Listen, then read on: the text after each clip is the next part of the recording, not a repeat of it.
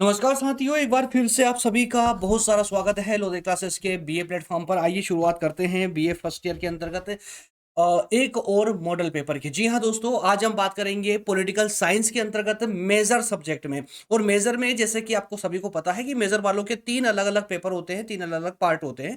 उसमें से major first पर आज हम डिस्कस करने जा रहे हैं, जिसमें राजनीतिक सिद्धांत पॉलिटिकल थ्योरी आपका सब्जेक्ट होने जा रहा है। ठीक है ना? तो पॉलिटिकल थ्योरी पर यानी राजनीतिक सिद्धांत वाले विषय पर आज मैं आपको 15 महत्वपूर्ण मोस्ट इंपोर्टेंट क्वेश्चन देने जा रहा हूं, जो एग्जाम में आते ही आते हैं। आप सभी को पता है, वैसे तो देखिए यार, फर्स्ट ईयर में बहुत सारे बच्चे नए हैं और बहुत सारे बच्चे ऐसे हैं फर्स्ट ईयर में जो अभी अभी लोधन क्लासेस प्लेटफॉर्म पर आए हैं। तो उनको हालांकि अभी प्लेटफॉर्म के बारे में ज़्यादा जानकारी नहीं है, तो मैं थोड़ा सा आपको संक्षेप में बता दूं। इस प्लेटफॉर्म पर मैं आज से नहीं, पिछले 8 सालों से बीए वाले बच्चों को कंटिन्यूअसली पढ़ा रहा हूं। बीए फर्स्ट, सेकंड और थर्ड ईयर, तीनों ही ईयर के बच्चों को। और एग्जाम के टाइम पे मैं इसी प्रकार से मॉडल पेपर देता हूं, ताकि आप लोगों की स्टडी जो कम छूट या कुछ छूट गई हो या आप नहीं पढ़ पाए हो, तो लास्ट टाइम में मैं आपको मोस्ट इंपोर्टेंट क्वेश्चन देता हूं, जिनके आधार पर आपको तैयारी करनी होती है। और इसी मॉडल पेपर के आधार पर आप 90 टू 95% भी बना सकते हो। और साथ ही साथ अगर आपने कुछ नहीं भी पढ़ा है ना, तो मात्र इन 15 प्रश्नों के रिवीजन मात्र से आप लोग पास होने की कगार पर आ जाते हो। पास होने की टेंशन जो आपके मस्तिष्क में होती है ना, वो खत्म हो जाती है कि कहीं ऐसा ना हो कि फेल हो जाए। तो वो टेंशन होती है ना, वो पूरी तरह खत्म हो जाती है। तो आइए शुरुआत करते हैं बीए फर्स्ट ईयर के अंतर्गत पॉलिटिकल साइंस मेजर पार्ट 1 पर। ठीक है ना? जिसमें हम बात करेंगे राजनीतिक सिद्धांतों की। चलिए शुरुआत करते हैं, लेते हैं आज का पहला क्वेश्चन। मैं आपको यहाँ पर 15 क्वेश्चन मोस्ट इंपोर्टेंट क्वेश्चन देने वाला हूं, उसके बाद में 10 लघु उत्तरीय प्रश्न देने वाला हूं। ठीक है ना? तो 15 दीर्घ प्रकृति के प्रश्न और 10 लघु प्रकृति के प्रश्न। तो यहां पर स्लाइड में सिर्फ क्वेश्चन ही क्वेश्चन होंगे। इसके आंसर कहां से मिलेंगे वो भी सेशन के लास्ट में मैं आप लोगों को बताने वाला हूं। तो सेशन के आखिर तक जरूर बने रहिएगा। चलिए शुरुआत करते हैं, लेते हैं आज का पहला क्वेश्चन। पहला क्वेश्चन है, राजनीतिक विज्ञान को परिभाषित करते हुए इसकी प्रकृति और विषय क्षेत्र का सविस्तार वर्णन कीजिए। दोस्तों एक बात ध्यान रखना, प्रश्न में आप कहीं कहीं पर अंडरलाइन देख रहे होंगे, है ना? तो कहीं ऐसा सोच रहे होंगे कि यार ये बीच बीच में अंडरलाइन क्यों कर रखा सर ने, कहीं गलती से तो नहीं हो गया या कुछ, है ना, पेन वगैरह तो नहीं फिसल गया। तो ऐसा कुछ नहीं हुआ भाई, पेन वगैरह नहीं फिसला है। बल्कि यहाँ पर जो अंडरलाइन कर रखा ना, ध्यान रखिएगा, प्रश्न की मुख्य टर्म है जो आपसे पूछी जा रही है। तो जब आप प्रश्न को पढ़ेंगे तो वहां पर कुछ चंद से मतलब कुछ क्षण भर के लिए रुक जाइएगा। पढ़ते टाइम जहां अंडरलाइन कर रखा वहां पर पढ़ते हुए थोड़ा सा रुककर फिर आगे बढ़िएगा, ताकि आपको मुख्य टर्म समझ आए प्रश्न की, कि प्रश्न में एग्जैक्टली आपसे पूछा क्या जा रहा है। क्लियर है? जैसे राजनीतिक विज्ञान को परिभाषित करते हुए इसकी प्रकृति और विशेष क्षेत्र का विस्तार से वर्णन करें। आगे है, तथा इस कथन की समीक्षा करें कि राजनीतिक विज्ञान का आरंभ और अंत किससे होता है? राज्य के साथ होता है। किसका? राजनीतिक विज्ञान का आरंभ भी और अंत भी राज्य के साथ ही होता है। बताइए, समझाइए। ठीक है? तो यहां पर जो अंडरलाइन कर रखा है वो मुख्य टर्म है जो प्रश्न में आपसे पूछी जा रही है। इनका सविस्तार और आसान तरीके से उत्तर निकल करके आपको लाना है, जो एग्जामिनर को विशेष रूप से प्रभावित करे। ठीक है? और अगर आप नहीं निकाल पा रहे हैं तो मैं आपको बताऊंगा कि इसके आंसर कैसे और कहां से मिलने वाले। चलिए आगे बढ़ते हैं, अगला क्वेश्चन लेते हैं। अगला क्वेश्चन है, राजनीतिक सिद्धांत से आप क्या समझते हैं? राजनीतिक सिद्धांत का महत्व, साथ ही इसकी प्रकृति की विवेचना कीजिए। तो दोस्तों, राजनीतिक सिद्धांत क्या होता है, राजनीतिक सिद्धांत का महत्व क्या है और इसकी प्रकृति कैसी होती है? राजनीतिक सिद्धांत की प्रकृति कैसी होती है? क्लियर है? अगला प्रश्न लेते हैं, राजनीतिक विज्ञान की आधुनिक या व्यवहारवादी अध्ययन पद्धति क्या होती है और इसकी प्रमुख विशेषताएं क्या होती है? अब यहां पर सिर्फ दो टर्म है, एक तो व्यवहारवादी अध्ययन पद्धति किसकी? राजनीतिक विज्ञान की, और दूसरी है इसकी विशेषताएं। अब कभी कभी व्यवहारवादी अध्ययन पद्धति की के स्थान पर आधुनिक अध्ययन पद्धति भी आ जाता है। तो या तो आधुनिक अध्ययन पद्धति आएगा यानी वर्तमान की व्यवहारवादी, या फिर प्राचीन अध्ययन पद्धति आएगा। दोनों में से कुछ भी पूछा जा सकता है आप लोगों से। क्लियर है? चलिए अगले प्रश्न लेते हैं, आधुनिक युग की प्रमुख राजनीतिक विचारधाराओं के रूप में समाजवाद, नारीवाद, पर्यावरणवाद का अर्थ स्पष्ट करते हुए आधारभूत विशेषताएं और महत्व भी बताइए।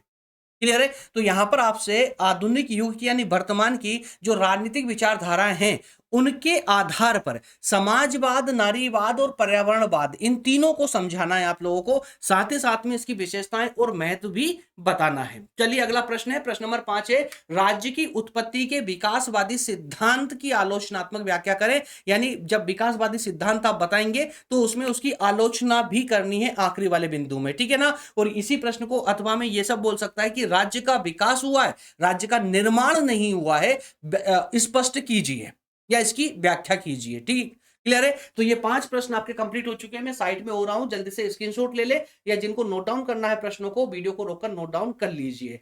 फिर से रिवाइज करवा दूं बार बार, क्योंकि आप नए बच्चे हो सकता है आप में से बहुत सारे बच्चे पहली बार इस प्लेटफॉर्म पर आए हो। दोस्तों, ये यूट्यूब पर कोई हवाबाजी वाले मॉडल पेपर नहीं है, ये कोई ऐसा लेक्चर नहीं है जिसे आप इग्नोर करें या यूट्यूब की अन्य कैटेगरी में शामिल कर दें आप लोग अन्य वीडियो में, जो 5-5 10 मिनट के वीडियोस आते हैं सिर्फ अपने व्यूज लाने के लिए। उस टाइप के लेक्चर नहीं है। उस टाइप का होता तो मैं संभवतः आपको ये पीडीएफ के माध्यम से दे देता, या फिर इसे क्रम अनुसार लाने की मुझे आवश्यकता नहीं थी, कुछ भी बना करके आपको डाल देता और लेक्चर चल भी जाते। लेकिन मेरी आदत है, मैं सारे जो कुछ भी लेक्चर आपके सामने लेकर आता हूँ कॉलेज स्टाइल में लेकर आता हूँ। फुल डिटेल क्लासेस होती है आपकी, लेकिन अभी एग्जाम चल रहे हैं तो मॉडल पेपर मात्र मैं आपको दे रहा हूँ। हर एक प्रश्न आपके एग्जाम के लिए बहुत ज्यादा इंपॉर्टेंट है। अगर आप वाकई में चाहते हैं ना अच्छे नंबर लाना एग्जाम में, तो सिर्फ इन प्रश्न आपको जो पढ़ना पढ़िए, लेकिन पहले इन प्रश्नों को पढ़ लेना, बस पहले इन प्रश्नों को पढ़ लेना। लेकिन फिर भी अगर आपका दिल नहीं मान रहा हो ना कि अरे यार कुछ भी हो, कितना भी बोल रहा हो मास्टर, लेकिन कुल मिलाकर आया तो यूट्यूब पर ही है, दे तो फ्री में रहा कंटेंट, तो एक बार एक क्या काम करना, इसका स्क्रीनशॉट लेके रख लेना। एग्जाम के बाद में एक पेपर जब हो जाए ना, तो उसी पेपर को घर पे आकर के एक बार मैच करके देख लेना। अगर सारे क्वेश्चन इन पेपरों से ना हो जाए तो मुझे आके कमेंट कर देना, आप मुझे व्हाट्सअप नंबर भी मैं आपको लास्ट में देकर जाऊंगा, उस पर मुझसे मिल लेना। सारे प्रश्न, इन प्रश्नों के अंदर से ही आपके टोटल प्रश्न बन जाएंगे एग्जाम ना। चलिए आगे बढ़ते हैं, प्रश्न नंबर 6 को लेते हैं। लोक कल्याणकारी राज्य, जिसे हम अंग्रेजी में वेलफेयर स्टेट कहते हैं, है ना। तो लोक कल्याणकारी राज्य से आप क्या समझते हैं, इसकी प्रमुख विशेषताओं को रेखांकित करते हुए आधुनिक राज्य के कल्याणकारी कार्यों का सविस्तार से विवेचना कीजिए।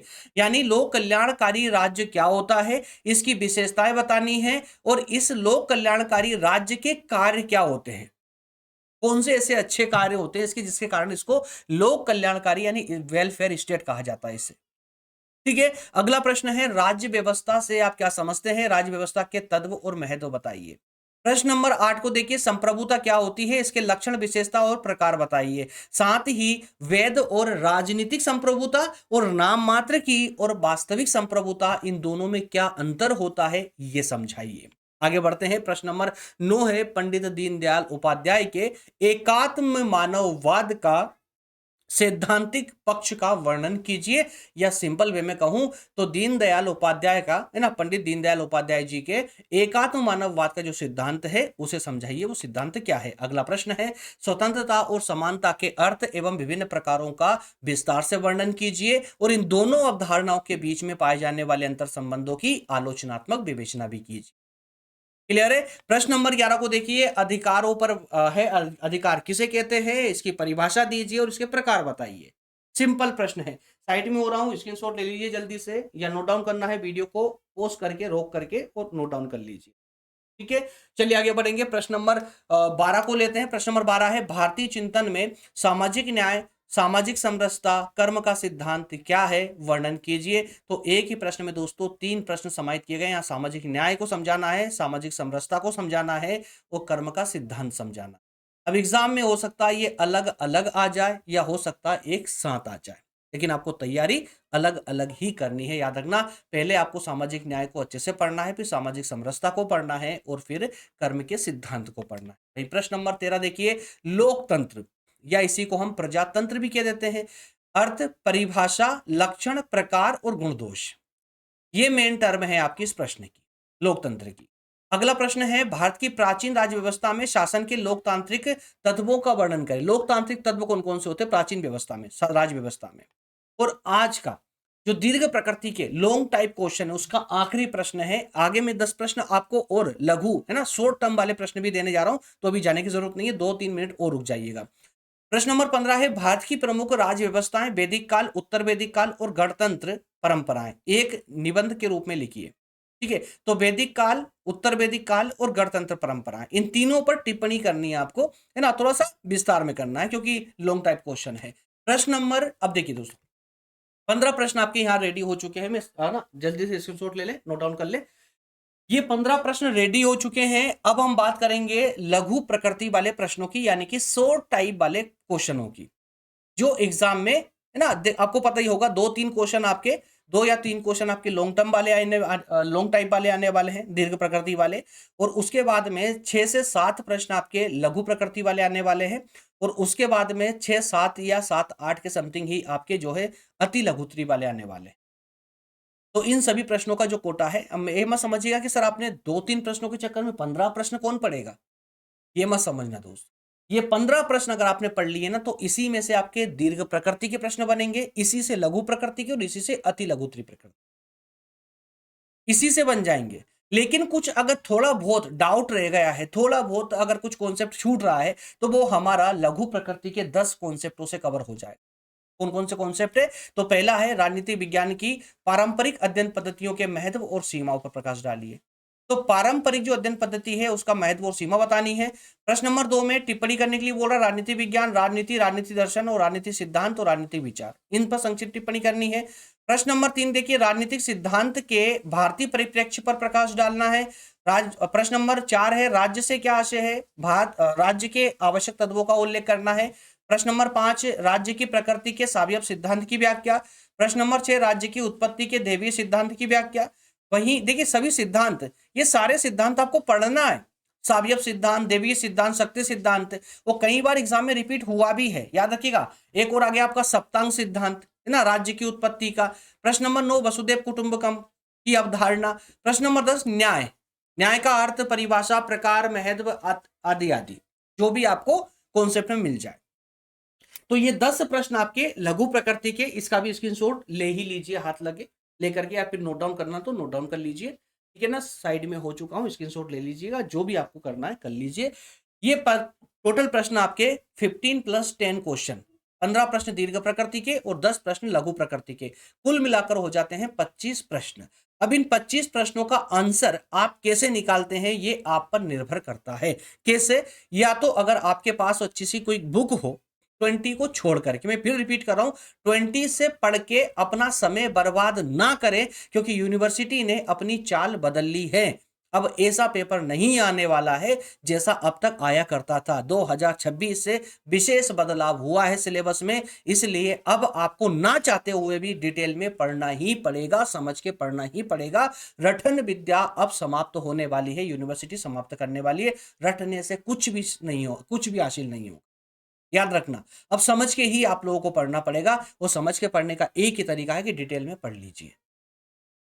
तो आपको जो इनका आंसर पढ़ना है वो अपनी किताब से, अच्छी कोई किताब हो तो वहां से, जहां से भी आपके पास, जो भी आपके पास सोर्सेस हो वहां से कर लीजिए कवर, इन सभी के आंसर निकाल लीजिए। अभी आपके पास समय भी है।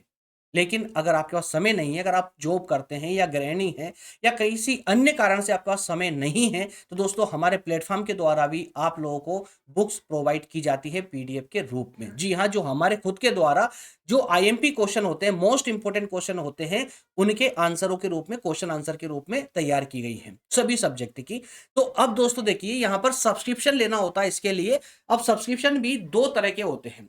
एक सब्सक्रिप्शन होता है सिंगल नोट्स के लिए, आप चाहे कोई सी भी एक सब्जेक्ट की नोट्स ले सकते हैं, और एक सब्सक्रिप्शन होता है ऑल सब्जेक्ट के लिए, सभी विषयों के लिए। अब सभी विषयों में आपको पता, आपके 10 विषय आते हैं, जिसमें मेजर के 3 हो जाते हैं, माइनर के 2 हो जाते हैं, एक एमडी का हो जाता है, एक आपका वोकेशनल का हो जाता है ना, 2 फाउंडेशन हिंदी इंग्लिश के हो जाते हैं, एक भारत बोध हो जाता है वैल्यू एडेड कोर्स में।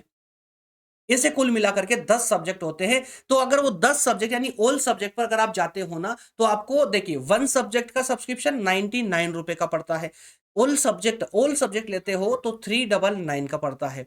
तो ये 399 में दोस्तों आप लोगों को जो है 60, मोर देन 60% डिस्काउंट आपको दिया जा रहा है। जी हाँ, 60% डिस्काउंट के साथ में ऑल सब्जेक्ट का सब्सक्रिप्शन मिलेगा आपको 399 रुपए। क्लियर है? इसमें आपको आपके सारे सब्जेक्ट की नोट्स प्रोवाइड हो जाती है। लेकिन एक बात विशेष ध्यान रखना, अगर आप आज या कल में ही ये लेक्चर देख रहे हैं तो उन छात्रों का मेरा विशेष निवेदन है कि नोट्स के लिए जल्दबाजी ना करें। क्यों? क्योंकि सारे सब्जेक्ट अभी चेंज हुए, तो हमारी टीम जो है नोट्स की प्रिपरेशन कर रही है, कंटिन्यूअसली काम चल रहा है, क्योंकि फर्स्ट ईयर में 50 सब्जेक्ट ऐसे हैं जिन पर नोट्स बनना अभी बाकी हैं। तो उन सभी पर नोट्स बन रही है। अगर आपका कोई ऐसा सब्जेक्ट आ जाता है जिस पर वर्क चल रहा है, तो 1-2 दिन का आपको वेट करना पड़ सकता है। बाकी जो सब्जेक्ट रेडी होंगे, सब्सक्रिप्शन के तुरंत बाद में आपको दे दिए जाएँगे, और जो रेडी नहीं होंगे, जैसे ही रेडी होते हैं, तुरंत आपके पास में लिंक आ जाएगी व्हाट्सएप पर ही। क्लियर है? कैसे मिलेगा सब्सक्रिप्शन? तो ये पेज है, इसका स्क्रीनशॉट ले लें, अभी ले लें, बिल्कुल मेरी फोटो के साथ भी ले सकते हो आप लोग। ऐसे ही स्क्रीनशॉट ले लें, वो जो नंबर दिए गए हैं 9425115671, इस पर आप जो है सेंड कर दीजिए स्क्रीनशॉट लेकर के। बाकी सब कुछ हमारी टीम के द्वारा समझा दिया जाएगा आपको, कैसे सब्सक्रिप्शन और कैसे कहाँ पर मिलने वाला है। उसे बेसिकली व्हाट्सएप पर ही मिलेगा, और व्हाट्सएप पर ही आपको नोट्स मिलेगी। ओके फ्रेंड्स, मिलेंगे नेक्स्ट सेशन में। हाँ, कमेंट करके मुझे जरूर बताइए कि अगला किस सब्जेक्ट पर आप मॉडल पेपर देखना चाहते हो। सेशन को लाइक जरूर कर दीजिएगा जाने से पहले, और अगर आप नए हैं, पहली बार इस चैनल पर आए हैं, तो चैनल को सब्सक्राइब करके जुड़ जाइए हमारे साथ में, ताकि बीए सेकेंड ईयर और थर्ड ईयर तक मैं आप लोगों को जो है इसी प्रकार गाइड करता रहूं, आपको पढ़ाता रहूं। और हाँ, एक बात ध्यान से विशेष रूप से याद रखिएगा, एग्जाम के तुरंत बाद अगर आप चाहते हैं कि आप डिटेल क्लासेस मेरे साथ फ्री ऑफ कॉस्ट यूट्यूब पर ही पढ़ना चाहें, इसी प्लेटफॉर्म पर, तो आप जो है चैनल को सब्सक्राइब कर लें, बेल आइकन भी प्रेस कर लें, क्योंकि एग्जाम के तुरंत बाद में डिटेल क्लासेस में लेकर आने वाला हूं इसी प्लेटफॉर्म पर। क्लियर है? मिलेंगे अगले सेशन में। कमेंट करके जरूर बताइएगा मुझे अगला कौन सा सब्जेक्ट आप चाहते हैं मॉडल पेपर के रूप में। बहुत बहुत धन्यवाद। Thank you. जय हिंद।